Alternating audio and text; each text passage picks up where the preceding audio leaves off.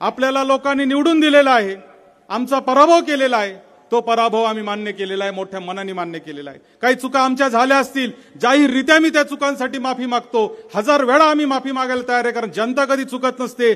चूक ही आमचीच झालेली आहे, आमच्या कार्यकर्त्यांची झालेली आहे, आमच्या नेत्यांची झालेली आहे, आमच्याच लोकांची झालेली आहे, हे आम्ही मान्य करतो। परंतु तुम्हाला एकच सांगतो की दिलेली संधीचं सोनं तुम्ही केलं पाहिजे। तुम्ही तालुक्याच्या राजकारणामध्ये वाईट प्रवृत्ती आणून जर तालुक्याला जर तुम्ही मागे नेण्याचं काम करणार असाल तर ही संगमनेर तालुक्यातली जनता कदापि तुम्हाला माफ करणार नाही। तुम्हाला मिळालेल्या संधीचं सोनं करा, तुम्ही तालुक्यात राहिलेले कामं पुढे घेऊन जा, त्याच्याबद्दल कोणाच्या मनामध्ये दुमत असण्याचं कारण नाही। आणि जर तुम्ही सत्ताधारी आमदार असाल तर मला तुम्हाला या व्यासपीठावरून आज सांगायचंय की मी सुद्धा काही विरोधी आमदार नाहीये। तालुक्याला विकास काय असतो ते दाखवलं। ज्यांनी या तालुक्याला निळवंड्याचं पाणी दिलं, ज्यांनी या शहराला 24 तास पूर्ण दाबांनी स्वच्छ पाणी देण्याचं पुण्य केलं, ज्यांनी आपल्या तालुक्यामध्ये शिक्षण संस्था उभ्या करून आपल्या घराघरामध्ये डॉक्टर, इंजिनियर, वकील, ग्रॅज्युएट मुलं तयार करण्याचं काम केलं, ज्यांनी या तालुक्याला एक विकासाचा मॉडेल तयार केलं, ज्यांनी इथला सहकार चालवला, कारखाना चालवला, दूध संघ चालवला, बँका चालवल्या, हजारो कोटी रुपयाच्या ठेवी गोळा केल्या, लोकांचा विश्वास संपादन केला, राज्यामध्ये 1 नंबरचा तालुका म्हणून संगमनेर तालुका ओळखला जाऊ लागला, त्या आदरणीय बाळासाहेब थोरातांवर च्या पातळीवर जाऊन टीका करणाऱ्या प्रवृत्तींचा निषेध करण्यासाठी आज आपण खऱ्या अर्थाने इथे जमलेलो आहे। हा फक्त बाळासाहेब थोरातांवर केलेली टीका नाहीये, ही टीका आपल्या संगमनेर तालुक्यावर केलेली आहे, इथल्या प्रत्येक माणसावर केलेली आहे। इथं जर कोणाच्या मनात असेल का हा काँग्रेसचा मोर्चा आहे, तर मला तुम्हाला सांगायचंय की हा काँग्रेसचा मोर्चा नाही, हा बाळासाहेब थोरातांवर प्रेम करणाऱ्या संगमनेर तालुक्याचा मोर्चा आहे। या तालुक्याला शांत ठेवण्यासाठी, या तालुक्याचा विकास करण्यासाठी आम्ही सगळ्यांना बरोबर घेऊन चालण्याची भूमिका ठेवली। स्वातंत्र्य सेनानी भाऊसाहेब थोरातांनी जे स्वप्न या तालुक्यासाठी पाहिलं, त्यांच्या पिढीमधले मग दत्ता देशमुख असतील, बीजे खताळ पाटील असतील, केबी दादा देशमुख असतील, या अनेक लोकांनी जे स्वप्न या तालुक्यामध्ये पाहिलं, ते स्वप्न खऱ्या अर्थाने पूर्ण करण्याचं काम बाळासाहेब थोरातांनी केलेलं आहे। पूर्वीच्या काळातही राजकारण होतं, प्रचंड टोकाचं राजकारण होतं। ज्या बीजे खताळ पाटलांच्या विरोधात भाऊसाहेब थोरातांनी निवडणूक लढली 78 साली आणि निवडून आले, बीजे खताळ पाटलांच्या आणि दादांच्या दोघांच्याही आयुष्याच्या शेवटच्या क्षणापर्यंत ते दोघं एकमेकाशी बोलत राहिले, एकमेकाशी त्यांनी मैत्रीचे संबंध ठेवले। बीजे खताळ पाटलांचा 100वीचा कार्यक्रम करण्यामध्ये सगळ्यात मोठा पुढाकार माझ्या आईने घेतला होता। खताळ दादा तिला मुलीसारखं मानत होते। मध्यंतरी इथे भाऊसाहेब हसे कुठेतरी आमचा असेल राजापूरचा, तो शिवसेनेमध्ये काम करत होता। शिवसेनेमध्ये काम करत असताना त्यांनी एकदा थोरात साहेबांच्या अंगावर शाई फेकली होती, आपल्या सगळ्यांना तो प्रसंग आठवत असेल। आपल्या मनामध्ये प्रचंड राग आला होता, परंतु साहेबांनी सांगितलं की नाही, त्यांनी त्याचं काम केलेलं आहे, तो त्या पक्षाचा कार्यकर्ता आहे, त्या विचाराचा कार्यकर्ता आहे, त्याला विरोध करायचा होता, त्यांनी विरोध केला, आपण मोठ्या मनाने त्याला माफ करून टाकलं, किंबहुना माफच नाही केलं तर मागच्याच महिन्यात त्याच्या कुटुंबात एक प्रसंग घडला, तर त्याचं सांत्वन करण्यासाठी साहेब त्याच्या घरी जाऊन तिथं बसले होते। ही संस्कृती या तालुक्याची आहे।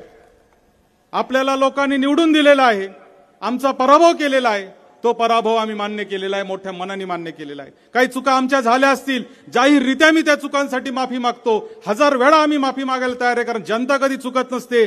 चूक ही आमचीच झालेली आहे, आमच्या कार्यकर्त्यांची झालेली आहे, आमच्या नेत्यांची झालेली आहे, आमच्याच लोकांची झालेली आहे, हे आम्ही मान्य करतो।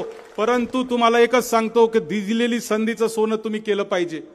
तुम्ही तालुक्याच्या राजकारणामध्ये वाईट प्रवृत्ती आणून जर तालुक्याला जर तुम्ही मागे नेण्याचं काम करणार असाल तर ही संगमनेर तालुक्यातली जनता कदापि तुम्हाला माफ करणार नाही।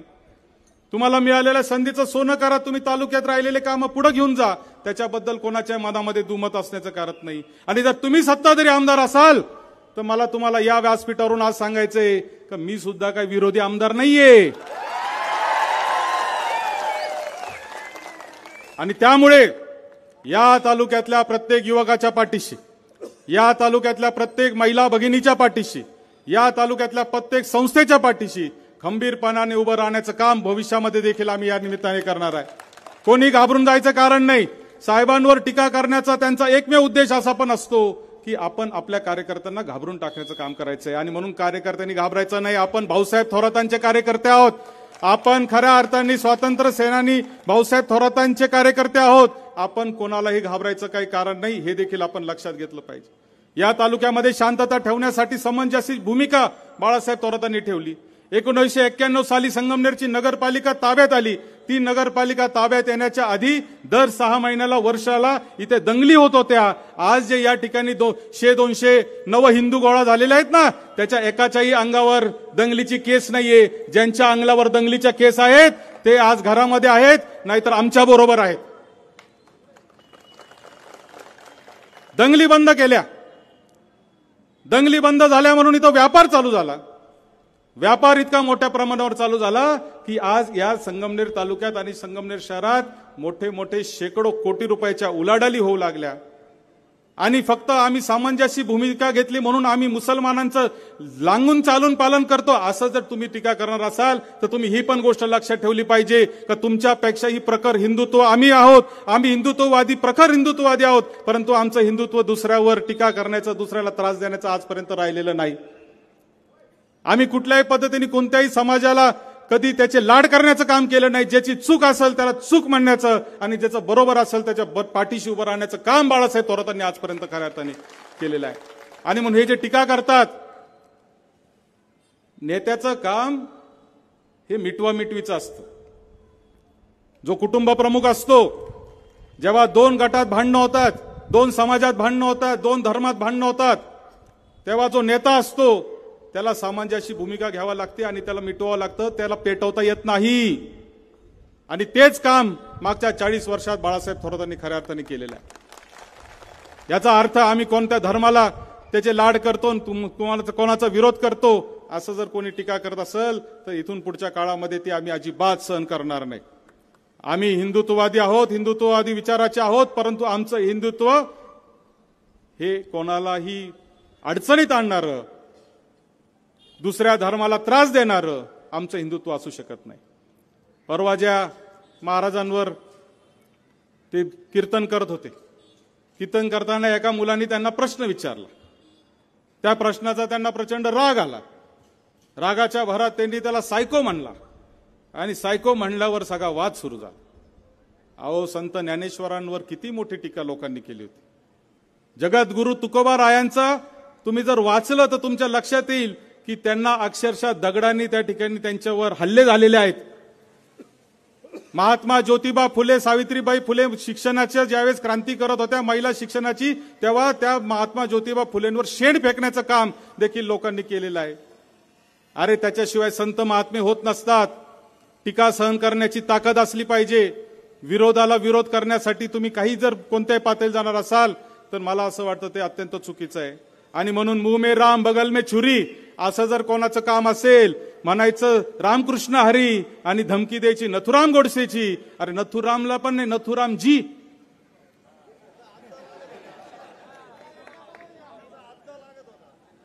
अरे, नथुरामजी ज्यांनी या राष्ट्रपित्याला मारलं, त्यांनी तो विचार मारण्याचं काम केलं, त्याच्या नावाने धमकी. आणि तुम्हाला सांगतो, ही जनता काय दूध खुळी नाही. आज एवढ्या मोठ्या संख्येने आपण आलेले आहात. प्रचंड मोठ्या संख्येने इथं गर्दी झालेली आहे. परवा निषेधाचा इथंच पुढच्या चौकात मोर्चा झाला होता.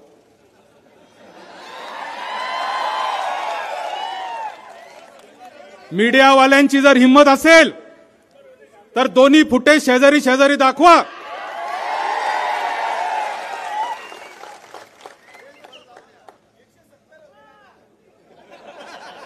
जे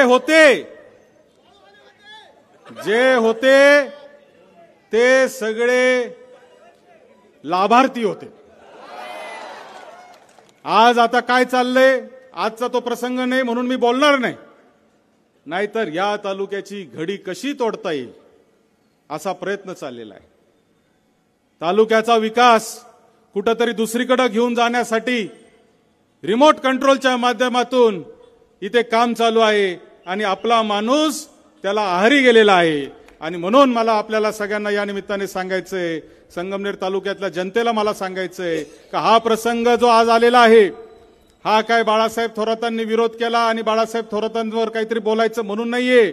ही तालुक्याची घडी बिघडवण्याचा कार्यक्रम चाललेला आहे आणि तो कार्यक्रम हाणून पाडायचा आहे. तो आजच्या मोर्चातून त्याची सुरुवात झालेली आहे. त्याचा शेवट उद्याच्या काळामध्ये येणाऱ्या प्रत्येक गावागावामध्ये झाला पाहिजे, एवढीच अपेक्षा मी आपल्याकडून व्यक्त करतो आणि थांबतो. जय हिंद, जय महाराष्ट्र.